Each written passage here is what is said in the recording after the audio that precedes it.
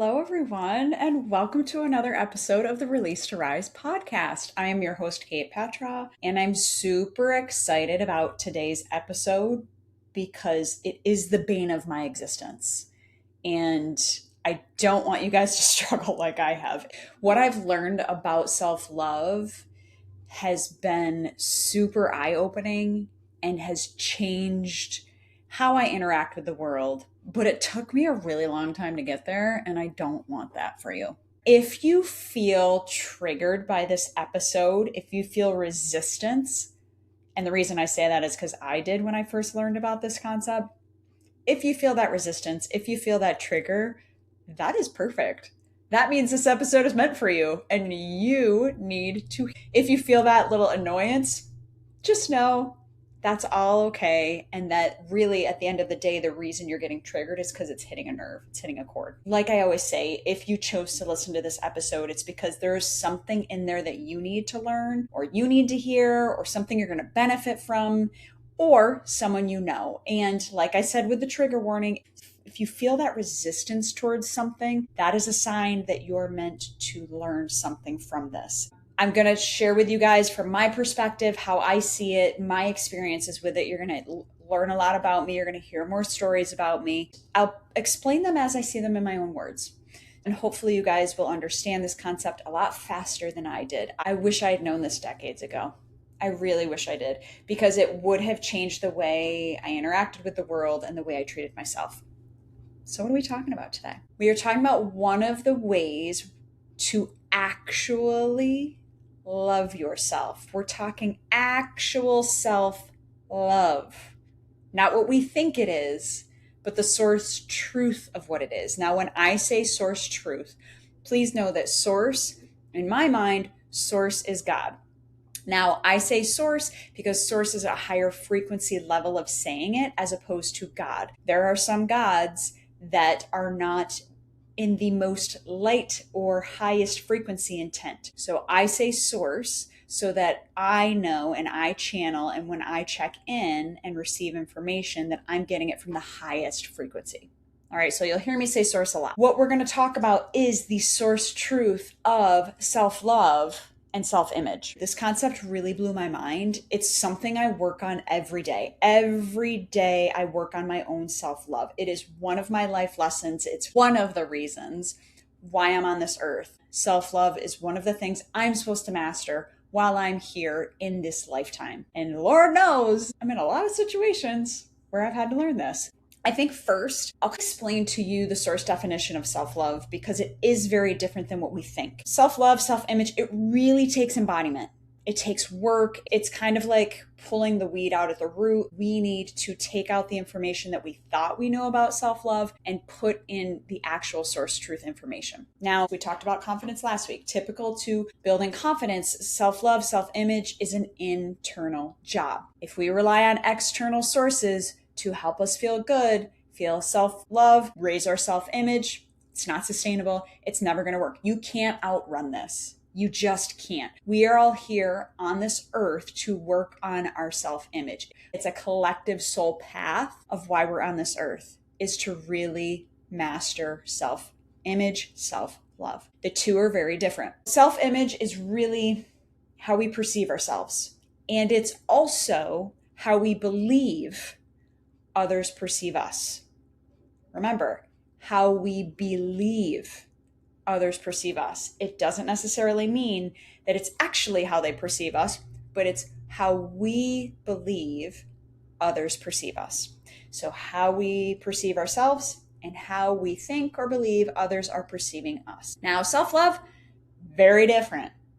Self-love is our ability to prioritize yourself over everyone else. What? I know. Isn't it weird? When I first heard this, I was like, that's not right.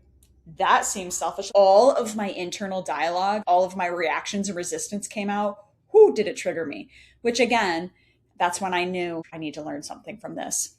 So here we are. Self-love, I'll say it again, is our ability to prioritize ourselves over everyone else. And I'm going to give you some examples of that because for me, it just didn't compute initially. I thought it meant something different than it did. Self-love is really prioritization. When we don't prioritize ourselves, we are sending ourselves indirect messages related to our self-worth, related to what we deserve, related to what we need. And when we don't prioritize ourselves, what we're really indirectly and subtly saying without saying is your needs don't matter, your time doesn't matter.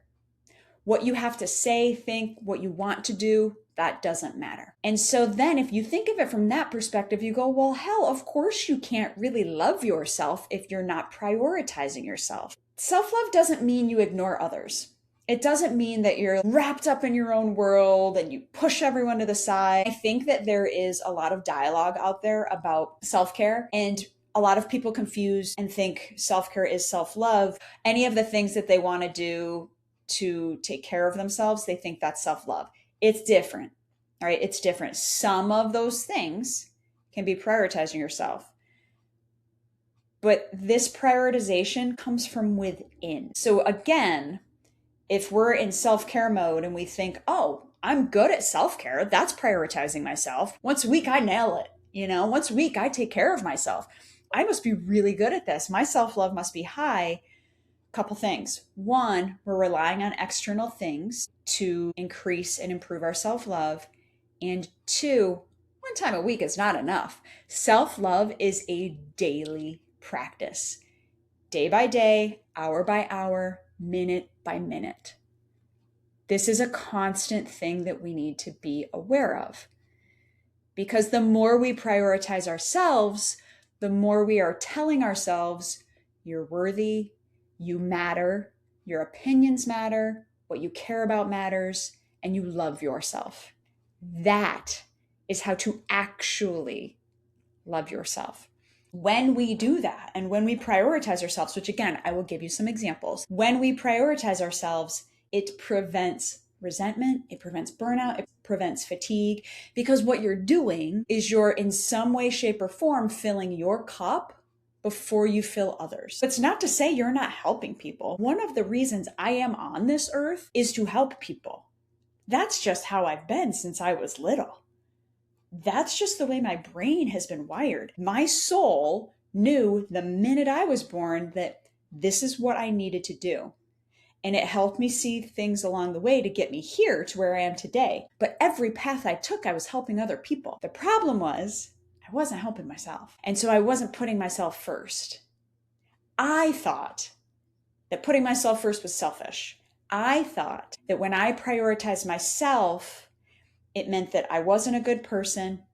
It meant that I wasn't worthy, because what I should be doing is always helping others. I mean, I was shoulding all over myself. I should be doing this. I should be doing that for this person. I'm going to do that. I mean, talk about caretaker nurture to the extreme, to my detriment. And I am living proof, and I'll give you examples of how that led me to burnout and fatigue and resentment too. When we really love ourselves and we prioritize ourselves, we fill our cup first. Then when we go to serve others and help others and do what we need to do in this world, it comes from such a different place. It's a genuine, authentic desire, as opposed to, I should do this because, or I need to do this because, or I have to do this because. When we prioritize ourselves and we bolster that self-love, what happens is then instead of I have to, you're going to say, I get to do this and I want to do this. And it comes from a place of want, not from a place of having to do things. And I know that this can feel really conflicting because let's face it, some of us are parents. You have to feed your kids. I mean, it's kind of a law, right? They have to go to school. You have to pick them up sometimes from places. There are situations in our life where we do have to do things for others. But when you love yourself and have prioritized yourself at some point during that day, When you have to go do those things, it's no longer I have to. It comes from a more positive, optimistic place of I get to. That is a significant difference. It's huge and it's everything. I walk every day. It's just my thinking time. And I was really thinking about self-love, and I was thinking how, okay, well, what's the opposite of self-love? Is the opposite of self-love self-hate? But it's not. When you really think about what the opposite of self-love is, it's not self-hate. It's self-neglect. When we neglect ourselves, we are telling ourselves on a subconscious level and a very subtle yet consistent level that we don't matter. We're not important. So then, of course, we don't feel like we love ourselves. We've been ignoring our own needs forever, for so long, on the daily, not only every day, but multiple times throughout the day. When we're out of self-love with who we are, then we are out of balance. And the thing is, when we're out of balance, that's when we get holes in our creator field. And if you don't know what the creator field is, a couple episodes back, I did explain it, but just to kind of briefly explain, our creator field is our energetic field that very much influences our thoughts, experiences, events, and circumstances that happen in our life. It's like the script we hand out to people. And if there's holes in it, and there's negative scripts we hand out to people, people are going to then be like, oh, okay, she doesn't prioritize herself. I'm not going to prioritize her. And they're going to reflect back to us and treat us the way the script tells them to treat us. When we see ourselves out of perfection, that is when we get more holes, because we are then out of balance. And if we don't see ourselves as perfect, that also indicates that our self-love is in need of repair. I know that perfectionism and the word perfect can be really jarring. It was something that I spent decades really working towards not being perfect. I am a perfectionist at heart in more ways than one, in almost all areas of life. When I started this work, I realized that perfect is not what we think it is. Perfect is seeing both the good and the bad in everything. Just a side note, just so we know, because I know that word can be really triggering for people. I know people really strive to not feel like they have to be perfect in either vocation or physically or mentally or in relationships, whatever. That's not the source truth of perfect. The source definition of perfect is seeing the good and bad in everything and being neutral in it. And for source, every single one of us is perfect exactly as we are. But when we're out of love with ourselves, we don't see that as well. And then we have holes in our creator field, and then all sorts of stuff gets reflected back. If we are not prioritizing ourselves, and our self-love is low, guess what? People will not prioritize us. When that happens to us, then we often feel really crummy about ourselves. And it's almost like this self-fulfilling prophecy, because we don't prioritize ourselves, and then people reflect that back to us and they don't prioritize us. And then we take that personally and go, oh, damn, they don't care. They don't love me. They don't think of me, all the things that go in your head, all that narrative that happens, then that makes us feel unworthy. We don't feel loved. We then internalize that and our self-love tanks. Again, a lot of that is because we're relying on external sources. Self-love is an internal job, and it starts with us prioritizing ourselves. I can't say that enough. I'm going to say it a million times when we talk about this, because I really want to drive it home. It's a very different concept. With the reflections that happen, side note on this, when we don't prioritize ourselves, and then it's reflected back to us, because remember, people treat us the way we're treating ourselves. So when they treat us in a way where we don't feel prioritized, instead of getting pissed about it, instead of getting angry or upset, what I try to do, which is really hard, is take radical responsibility and go, okay, thank you. They are my biggest teacher. What do I need to learn from this? Now, reflecting on this happens after I've let out some emotion, because you cannot learn about a reflection or a root cause of why this is happening to you if you're in an emotional place. So you better believe I'm going to let some anger out. Or for me, I don't know why, my go-to is always tears. I cry when I'm happy, when I'm sad, when I'm mad, when I see other people cry. I mean, it's always tears. So typically, if I have somebody not prioritizing me, I'll feel all the feels. I'll let it out, journal, somatic, scream, punch a pillow, whatever I need to do to get the energy out of my system somatically, because that is something I never did before. But when I do that, then I can calm my nervous system and go, okay, what do I need to learn here? Where am I not prioritizing myself? Because all they're showing me is just how I'm treating me. And that is taking radical responsibility. And it's hella hard, you guys. It is so difficult to do this. And I am by no means perfect at it. There are times my human brain just takes over and I am just mad, or I'm just emotional or I'm just sad, whatever. And that's okay. The whole point is awareness is huge.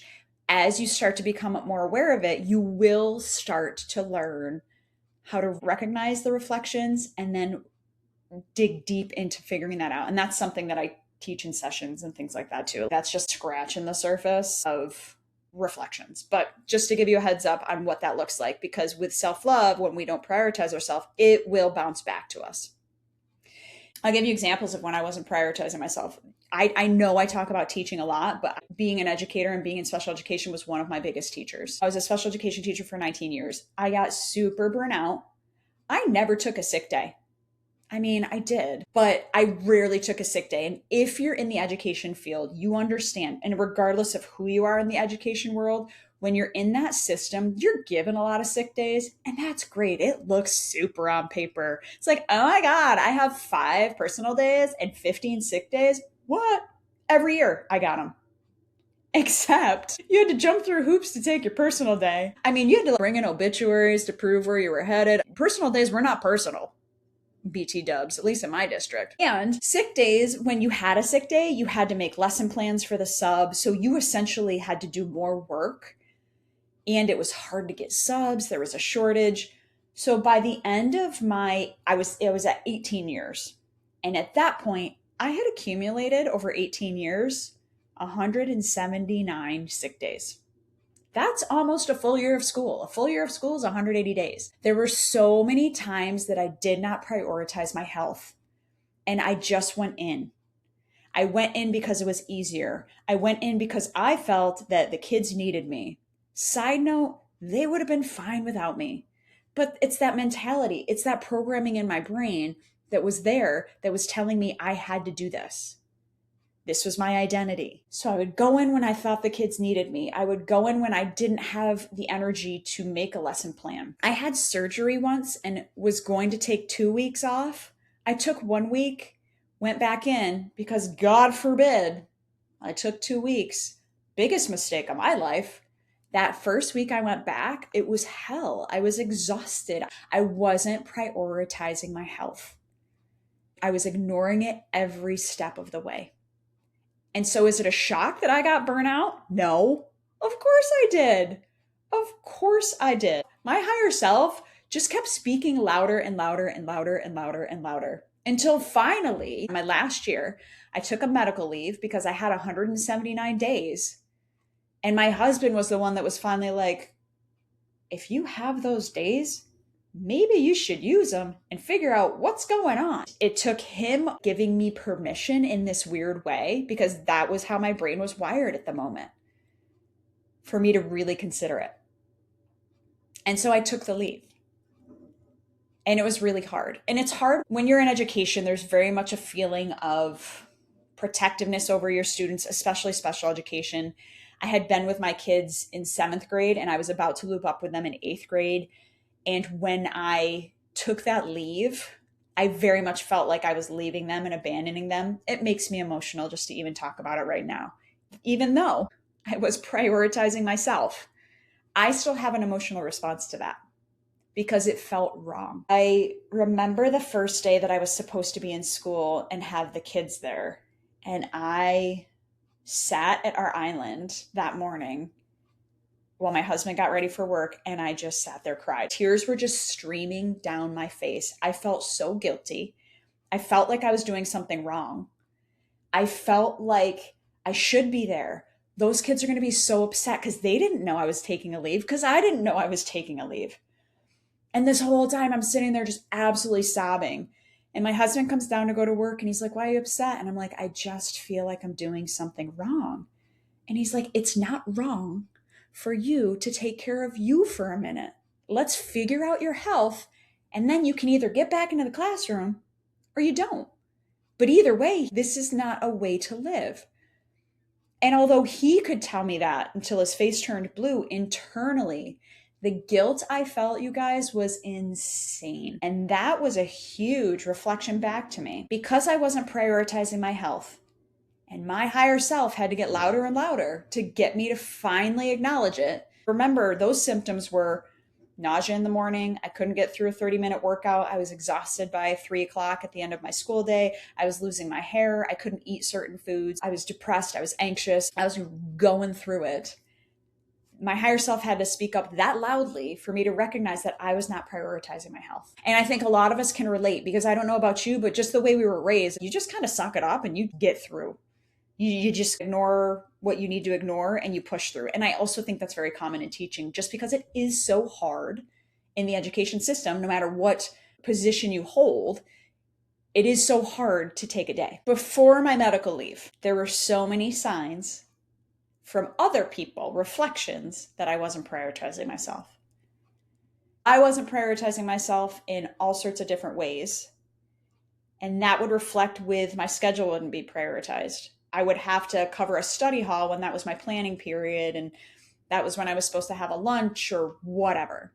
I would give up my lunch often to work with kids. Again, was not prioritizing myself. So things were reflected back to me often. And I equate it to, let's say you're giving a dinner party and you have the food out, you have all the place settings out, you have beverages here. Everything is set up to meet the needs of your guests. VIP treatment. You know what I mean? So you're hosting this party. You've got all the food, you've got all the drinks, you've got all the place settings, you've got enough chairs and seating, you've got good music going. You are constantly, for let's say that the party is 3 to 4 hours. You're constantly making sure everyone is fed. You're constantly making sure everyone has a drink in their hand. They're having a good time, and you don't sit and eat. You don't enjoy a water, a mocktail, a cocktail, whatever you want. You barely have a conversation with anyone. And you guys know what it's like to throw a party. That's often what we do. But when you're refilling drinks, when you're serving food, when you're checking if your guests need anything, that's great. But when you never make yourself a plate, when you never sit down, when you never eat, you're not prioritizing yourself. Eventually, you're exhausted, you're running on empty. We do this all the time. Whether it's an actual party we throw or we're in our career, our vocation as parents, as siblings, as aunts, as uncles, we do it all the time where we take care of everyone else and yet we leave ourselves off the guest list. We don't put ourselves at a seat at the table. Self-love, it's not about making yourself more important than everyone else. It's just making sure you're invited to the table too. It's making sure that you eat and have a drink too. It's making sure that your needs are met too. And we have to do that first before anything else. I have been getting massive reflections about prioritization and self-love. We'll have reflections in areas like vocation or in my marriage, but it's never really has to do with my actual husband, or it never has to do with my actual job. My reflections have to do lately with passion hobby because I don't prioritize that shit at all. You guys, I am the worst. I have been telling myself I am going to take piano lessons for the last 3-4 years. I grew up taking piano. My grandmother passed. I got her piano because I used to practice on that piano. I would go to my grandma's every week. I would take lessons at my church with the pastor's wife. I loved it. And my grandma was an amazing pianist. And when she passed, I got her piano and I used to get it tuned every year. And I don't know why, because I never played on it. So much time had lapsed. By the time I got to college, I just stopped playing. There was a piano in the common area at the dorm, and I was like, I ain't gonna do that. I thought it was embarrassing. So then I stopped playing. Hadn't played for 20 years at this point.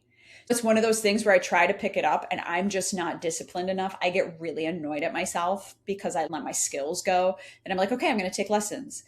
And then I looked into lessons, but then I didn't hear back. The instructors weren't prioritizing me and calling me back. Shocker. Shocker, shocker, that they weren't prioritizing me when I wasn't prioritizing myself.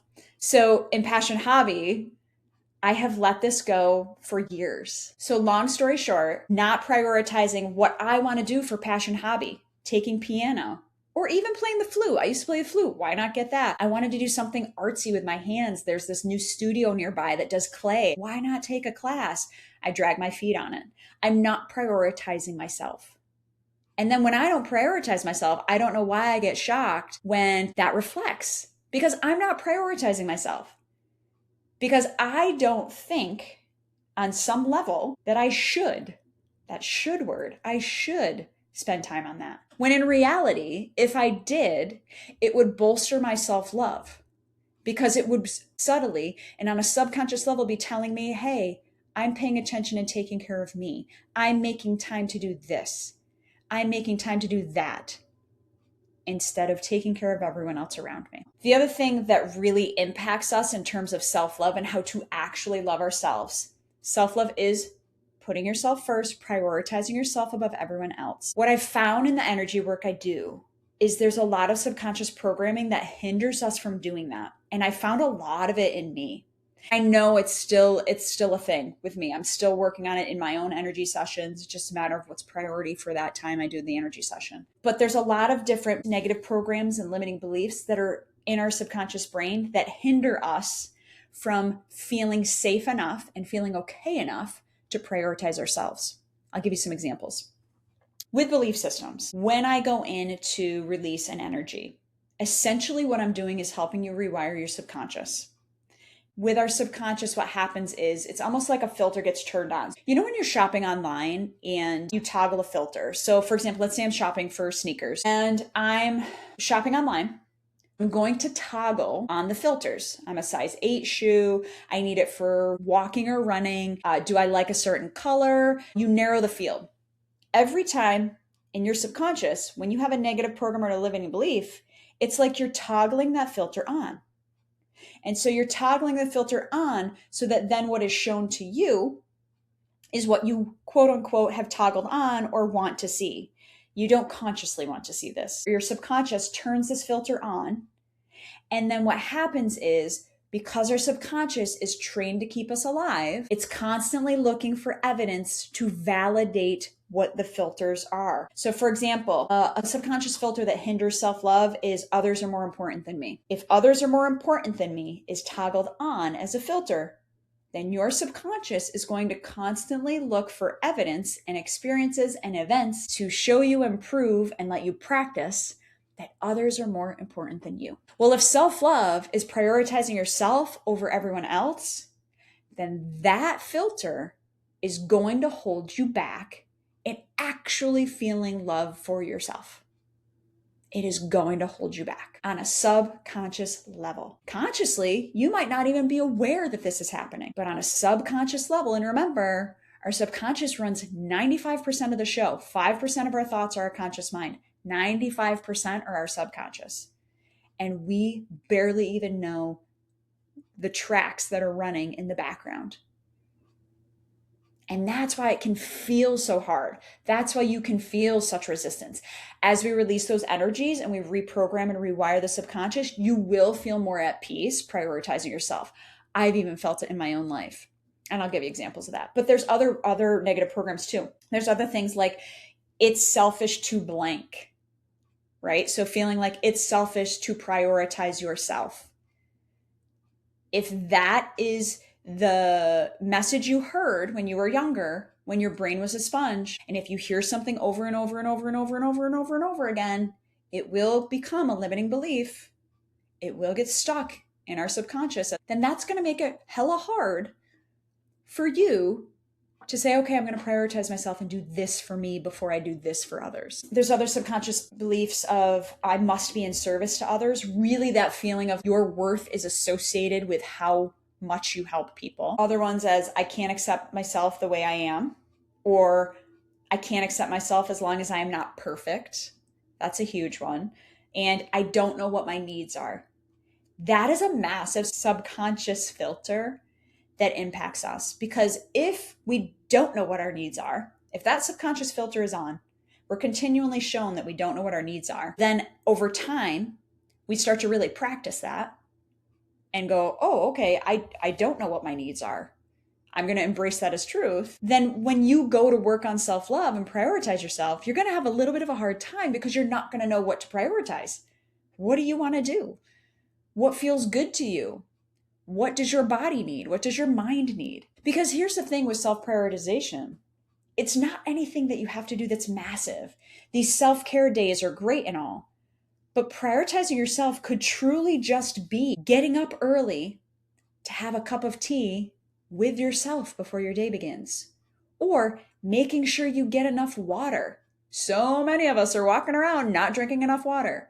Making sure we move our body, making sure we fuel our body with actual nutrient dense foods. Self-prioritization can be as simple as that. If you really love to read and it calms your brain, that's me, by the way. Reading for me shuts my brain off and I need help with that. It helps me get into a calm, relaxed state. I know that I need to read. So at night, if I don't want to sit in front of the TV for a certain amount of time, I will read a book. That is prioritizing myself. Does my husband want to read? No. Regardless of what he wants to do, I prioritize myself because that is what I need before I go to bed because it calms my brain down. It can be really simple things. It doesn't mean I neglect the people in my lives. It doesn't mean that I don't make dinner or I don't mow the lawn or, you guys, I have to mulch today. I don't want to mulch. I don't want to spread 3 yards of mulch, but I prioritized myself this morning and I did what I wanted to do for me this morning. And that's something that's been really big for me. One of the ways that I improve my self-love and constantly work and foster my self-love is prioritizing my mornings. I've learned that my mornings are really precious to me. Now, granted, our kids are grown. We don't have anyone to get off to school anymore. But even when we did, and even when I was a teacher, my mornings were precious to me. I just got up a little earlier. Because for me, what feels really good in my body is when I move my body in the morning. I've learned that morning workouts, I love fitness. It's something I'm really passionate about. I like pushing myself. I like getting stronger. It feels good. It's a stress relief for me. It's not only good physically, it's just good for me mentally. And so in my mornings, here's how I show self-love to me. The minute my eyes open, I'm doing my energy work. I'm clearing my fields. I'm putting up my shields if they need to be put up. And then I work on what's called my ingredients. And my ingredients are other ways that after I do the energy work to rewire my subconscious, there are other things that I do that help the reprogramming. It just expedites it. It makes it faster. So I work on my ingredients and then I work out. Now, whether that's going to take a Pilates class this morning, I tried a hot mat sculpt class, or sometimes it's a zone 2 walk. If I go to a Legree Pilates class, which I'm loving right now, it's my favorite thing. My body loves it. My mind loves it because it slows down my mind. When I get back, I have a nice slow breakfast. And then I go for a walk. And I know that sounds crazy because here I am. I'm a business owner now, and I am afforded the luxury of time at this point. If I was in education, it looked very different. My self-love looked different, which I can explain. But now I go for a walk, and then I'm ready to start my day. And what I found on the days that I don't prioritize my morning routine is I'm not as productive during the day. I don't get nearly as much done. And I just feel off. Now, before, when I was working in the school, I had to get to school, or I did get to school at 7:30. So I just got up at 5. I would come downstairs. I would do a workout because I knew that at the end of the day, I wasn't going to want to do it. And I knew it was going to put me in a good mood. It's what my body and mind needed. It was time for me. Was I worried that the alarm was going to wake my husband? Yes, but I still did it anyway because that man can apparently sleep through anything. Or when he wakes up, he just goes back to sleep. I don't know. It is a gift that man has because I am not the same. I am not the same. But regardless, I could have and did initially worry about him and put him first and go, I shouldn't do that because it might wake him up. And that wasn't him saying that to me. That was me. That was all me making that narrative true. Whereas instead, when I did set the alarm and get up at 5 or 5:30, and I did do my 30-minute workout, sometimes an hour, I'd have a nice breakfast, I'd shower, and I'd head to work. I was in such a better mood. The narrative I was telling myself was just an excuse to not prioritize myself. But when I didn't prioritize myself, my self-love was going to be down in the ditches. Simple things like that can help you bolster self-love. Reading at night is a huge one for me. as I said. The other way that I now have to show myself love is financially. When I started a business, as an educator, you're used to just collecting your paycheck, you have your good insurance, I don't know, direct deposit. You know what I mean? It's just out of sight, out of mind. My husband's a financial advisor, he does the finances. But when I started a business and started to do the work that I do as an intuitive energy healer as a business, I never paid myself. Ever. I didn't feel like it was right. I didn't feel like I needed to. I didn't feel like it was a priority. But then what happens when I didn't prioritize myself is I would get reflections back.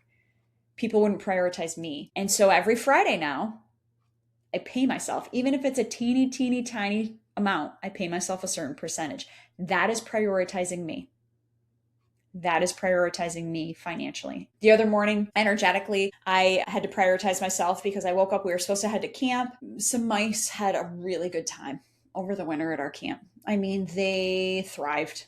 They thrived in every room. They thrived in every closet. They thrived in all the dishes. All the dishes. There's just like a poop party. And so we were supposed to be headed to camp and we were just going to get up early and go because we knew it was going to be a long day of blah. When I got up, just because I'm in tune with my energy now, because of all that I do for people and for myself, I knew immediately I had some dark forces on me. I had some dark energy on me. I could have put others' needs ahead of me because I knew my husband was itching to go. I could have done that. I could have put him first and his needs first and carried that dark energy with me because I had two groups on me. I know you don't know what groups are, but they take a long time to get rid of, to clear. And so I was looking at least a half hour and I had a choice. I got up, I did my basic energy work and my ingredients, but then I was like, okay, I know that we want to just jump in and go to camp, but is that what's best for me? And is that going to make me have the best day possible? Now, in the past, when my self-love was really low, I would have absolutely sacrificed and I would have suffered because let me tell you, when you have groups on you, it is a mind F. They're the worst. They're the worst. And then they would have made my day, that energy, that negative energy, because I had two of them on me, that negative energy would have ruined my day. I know it would have because it used to in the past before I learned how to clear them.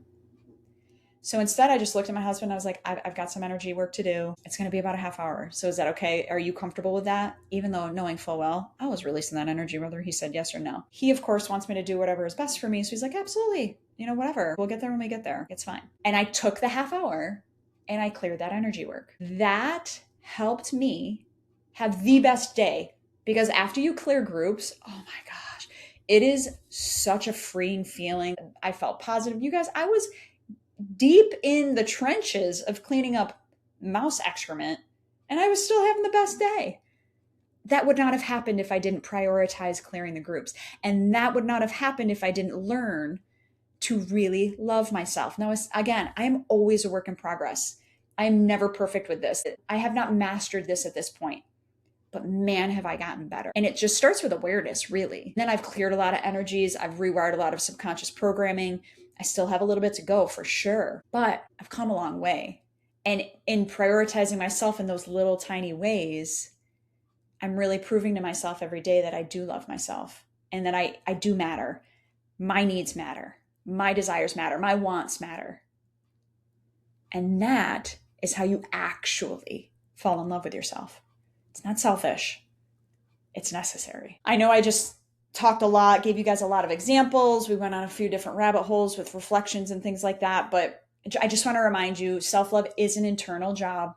You cannot rely on the external. That is not sustainable. It may make you feel good in a moment and it may help for a second, but it is not going to do the trick. We're always a work in progress, especially when it comes to self-love. Self-image we can dive into as well. That's a whole other episode because it's two very different things, as you can tell. But you have to start somewhere. I had to start somewhere, and I'm so thankful I did because my life is that much happier and healthier on so many different levels and in so many different areas of life. I know I talked for a long time. This honestly, it really is just scratching the surface. We could go so deep into this, and maybe we do on a webinar where you guys can ask questions about your own personal lives and I can intuitively look in because we can definitely do that. For anyone who really does have that urge or that nudge to dive deeper, I am going to start webinars at some point this month. In the show notes, I'll leave my email. You can email me your email, or I'll leave my website where if you scroll down to the bottom, you can join my newsletter. I'll send out information on what webinar topics are coming up so you can decide, is that a good one for you? And then if you register, I'll send you the recording as well. That can be available for you, if you can't attend live, because I know sometimes that's just not doable. But if you have that desire and if you have that drive to just keep learning and growing and evolving, if this resonated with you, if it triggered you and you want to go deeper, those webinars could really help. So make sure that I have your information so that you don't miss out, so I can let you know when everything's coming up. All right, you guys, I really appreciate your patience. I appreciate your understanding. If you have any questions, as always, you can let me know. And let's keep plugging away at working on self-love and really falling in love with ourselves, because we're worth it. All right, have a good rest of your day. Talk to you soon.